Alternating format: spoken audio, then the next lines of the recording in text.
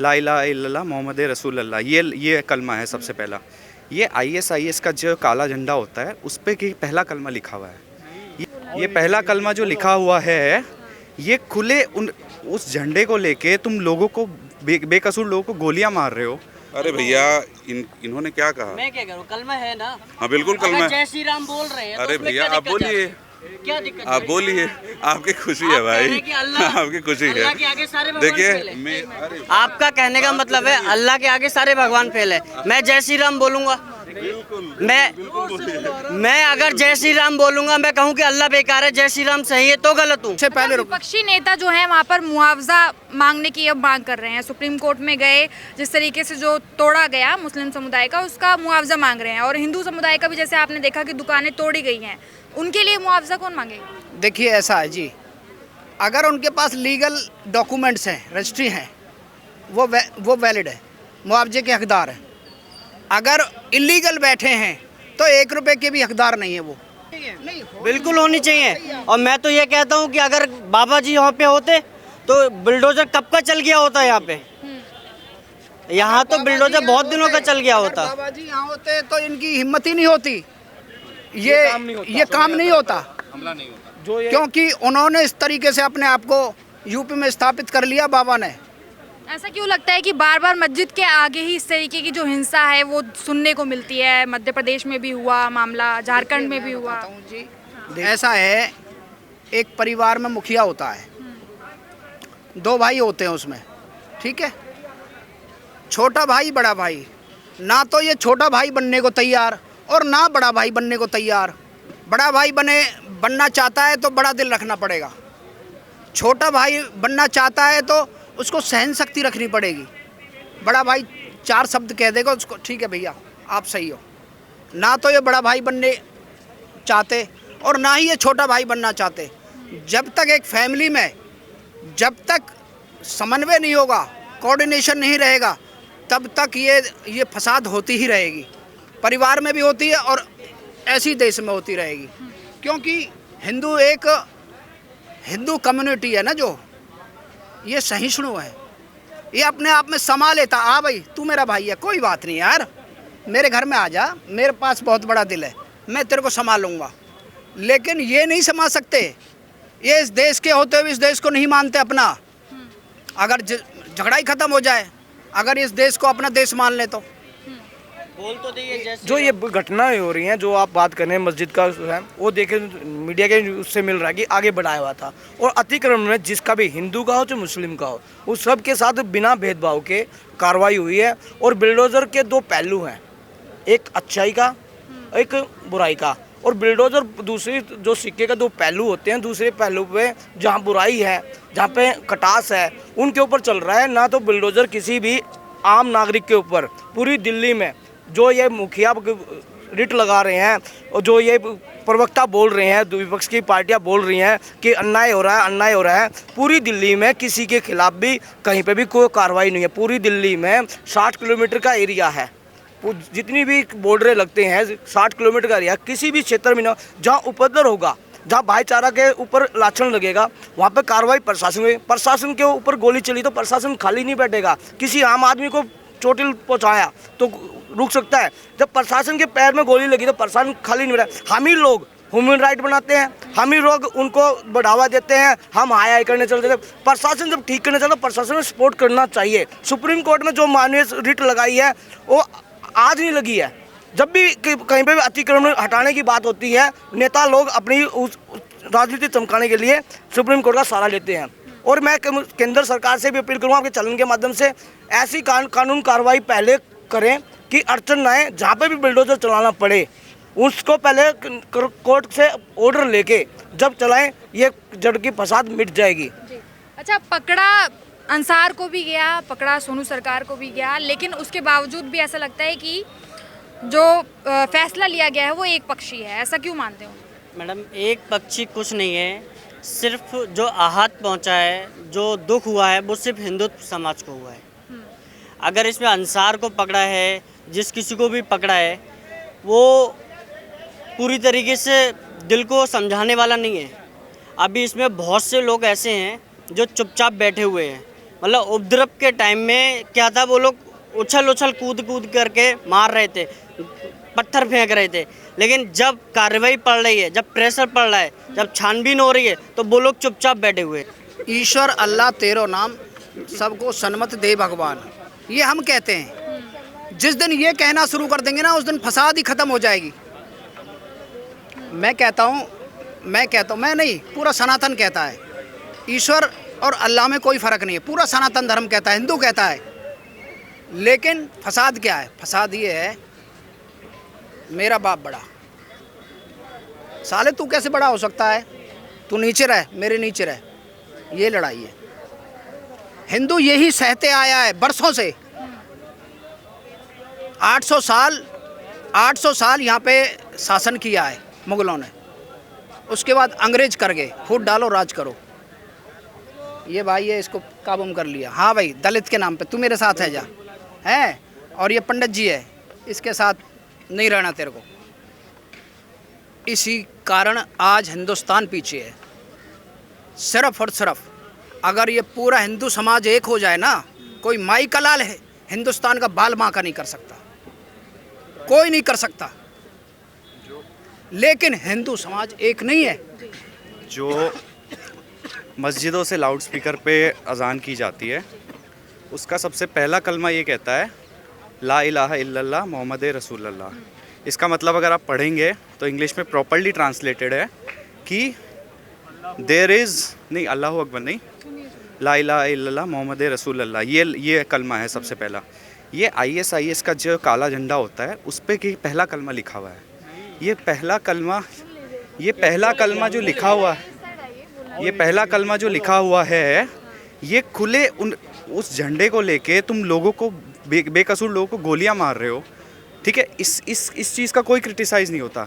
लेकिन एक हिंदू जरा सा कुछ डंडा मार दे या मस्जिद के सामने जय श्री राम का नारा लगा दे तो कम्युनल हो जाता है।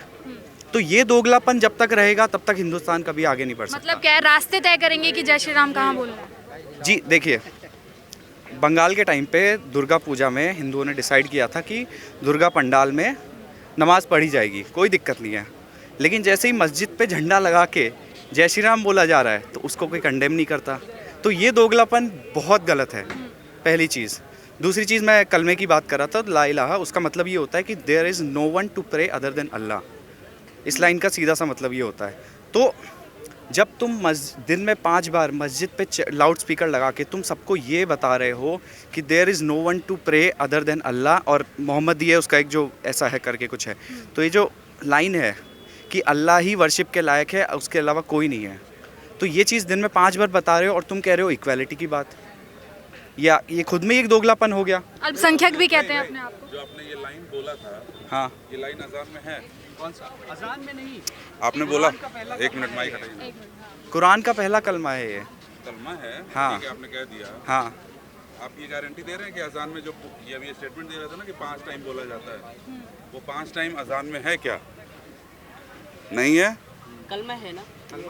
अरे भैया, इन्होंने क्या कहा? मैं क्या करूँ, कलमा है ना? हाँ बिल्कुल कलमा अगर है। जय श्री राम बोल रहे हैं तो अरे उसमें भैया क्या आप दिक्कत है? बोलिए, क्या दिक्कत आप है? बोलिए, आपकी खुशी है आप कह रहे भाई, हैं कि अल्लाह- आपकी खुशी है। अल्लाह के आगे सारे भगवान देखिए फेल है। मैं, अरे आपका कहने का मतलब है अल्लाह के आगे सारे भगवान फेल है। मैं जय श्री राम बोलूंगा, मैं अगर जय श्री राम बोलूंगा, मैं कहूँ कि अल्लाह बेकार है, जय श्री राम सही है, तो गलत हूँ।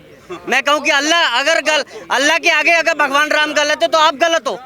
मैं जय श्री राम बोलूंगा, बिल्कुल बोलिए भाई, मैं बोलूंगा। एकदम ताकत से बोलिए, 3 बार बोलिए, ताकत से बोलिए भाई। जैसे हमारे केजरीवाल जी बसें फ्री कर दी, ठीक है, और उन्होंने बिजली पानी सब फ्री कर दिया, स्कूल में फीस फ्री कर दी है, और प्राइवेट स्कूल हैं उनको भी वो कर रहे हैं, बहुत कुछ कर रहे हैं, पानी मुफ्त है।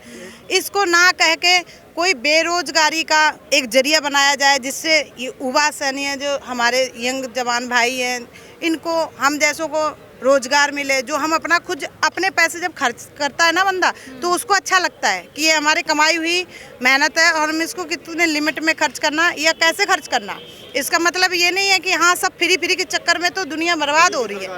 फ्री की सरकार नहीं चाहिए भैया, हम तो वो तो ये कह रहे हैं कि अगर आपको दंगा चाहिए तो आप भाजपा को चुन लीजिए, अगर आपको अस्पताल या शिक्षा चाहिए तो आप आम आदमी पार्टी को नहीं, ये बिल्कुल दंगा क्लिनिक बहुत है। बात सुनो, ये दंगा बात सुन लो, दंगा फैलाने वाले केजरीवाल साहब हैं और इस बात का हर किसी को पता है। जब सीलमपुर का कांड हुआ था तो उसमें भी एक फोटो आई थी जो मुसलमानों के साथ थे इनके नेतागण, और आज दोबारा से जब जहांगीरपुरी का कांड हुआ है तो उसमें भी कहीं ना कहीं मुस्लिम नेता ही सामने आए हैं जो आम आदमी पार्टी के हैं। साफ साफ सबको दिखाई दे रहा है क्यों भारतीय जनता पार्टी को बदनाम करने की कोशिश कर रहे हैं। रोजगार का मुद्दा हो या आतंकवादी का मुद्दा हो, हर कहीं लिप्त है। अगर कोई लिप्त है तो आम आदमी पार्टी लिप्त है। कांग्रेस चली गई इस शासन से, लेकिन आम आदमी पार्टी ये केजरीवाल के रूप में यहाँ पे छोड़ के गए हैं, जो आज देश के अंदर बेरोजगारी का हनन हो रहा है। यहाँ पे युवा रोजगार के तबके पे यहाँ सारे के सारी मुद्दों को हटा करके ये कहीं से आतंकवाद ले आते हैं, कहीं से कुछ ले आते हैं, कहीं से हिंदू मुस्लिम को उठा लाते हैं।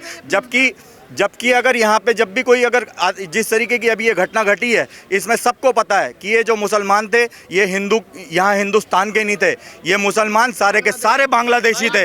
आज जो लड़ाई गई है, यहाँ का हिंदू यहाँ का मुसलमान वो सिर्फ हिंदुस्तान की गाता है। उनकी आईडी बना दी जाती है। बिल्कुल आईडी बनाई जाती है। और ये कौन करवा रहा है? ये केजरीवाल साहब करवा रहे हैं। केजरीवाल साहब यहाँ नौकरियों का हनन कर रहे हैं, केजरीवाल साहब यहाँ आतंकवाद पैदा कर रहे हैं। मनीष सिसोदिया, सुनिए मनीष सिसोदिया तो ये कह रहे हैं कि अगर दिल्ली से दंगा खत्म करना है या देश से दंगा खत्म करना है तो भाजपा कार्यालय जितने भी हैं उनको हटा देना चाहिए। तो मेरे ख्याल से तो आम आदमी पार्टी के सारे दफ्तर खत्म होने चाहिए और आम आदमी पार्टी के जितने भी नेता हैं इनको जेल में डालना चाहिए।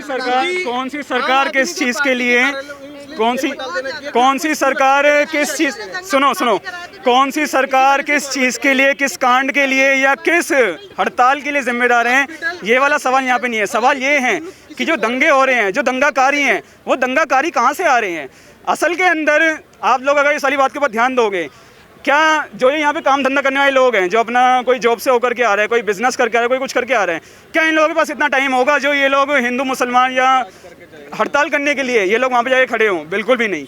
क्या कोई मिडिल क्लास का कोई बच्चा, मिडिल क्लास का कोई युवक या मिडिल क्लास का कोई भी जिसका अच्छा खासा सेटअप बिजनेस है, जिसका अच्छा खासा काम है, क्या वो लोग ऐसा करेंगे? बिल्कुल भी पता है शोभा यात्रा के जो लोग थे वो बाहर से थे, लेकिन जो पथराव हुआ वो वहीं के स्थान है। मुझे तो नहीं लगता है मैम कोई ये केजरीवाल सरकार अच्छी हाई फाई पब्लिक से कोई जीतता है, मुझे नहीं लगता, क्योंकि सब वोट इन्हें जो भी वोट है इनको सारे थर्ड क्लास बंदे देते हैं, झुग्गी झोपड़ी वाले देते हैं। अच्छा एजुकेटेड बंदा कोई भी केजरीवाल को वोट नहीं देगा। क्योंकि नहीं देगा? साफ साफ नजर आ रहा है इन्हें कि ये क्या कर रहे क्या नहीं। मिडिल क्लास बंदा तो वैसे ही मर रहा है, उसके लिए क्या है? हमारा अपना घर है, हम खुद अपना बिजली का बिल 4-4 हज़ार भरते हैं, एसी का किस लिए भरते हैं? हमारे लिए तो कोई किफायत नहीं है। नहीं, और पानी का बिल कुछ नहीं है हमारे नीचे वाले। एक मिनट मैं बताता हूँ आपको, मैं सीधे शब्दों में बताता हूँ। दिल्ली की जो जनता है उनको इस आम आदमी पार्टी के द्वारा मूर्ख बनाया जा रहा है। उनको यहाँ पे ये क्या कर रहे हैं, फ्री की राजनीति करते हैं कि हम ये फ्री दे रहे हैं, वो फ्री दे रहे हैं, और ये फ्री दिखा के आज उन्होंने पंजाब को जीत लिया है। लेकिन मैं आपको ये बताना चाहता हूँ कि दिल्ली की जनता इस तरीके से समझदार हो चुकी है कि आज वो फ्री की राजनीति से उठ करके, क्योंकि वो बेरोजगार युवा यहाँ पे घूम रहे हैं, जिन्होंने पहले कभी तो केजरीवाल को समर्थन दिया कि ये अच्छी लहर लेके आएंगे, अच्छा काम करेंगे, अच्छा विकास करेंगे, लेकिन इन्होंने विकास के नाम पे सिर्फ धोखा दिया केजरीवाल साहब ने। यहाँ पे उन्होंने क्या किया है कि दारू की बोतल पे एक के साथ एक फ्री। ये कौन सा नियम है, ये कौन सा कानून है? यहाँ आप नशा पैदा कर रहे हो। इस तरीके से आप यहाँ नशा पैदा करके चलाओगे, आतंकवाद फैलाओगे।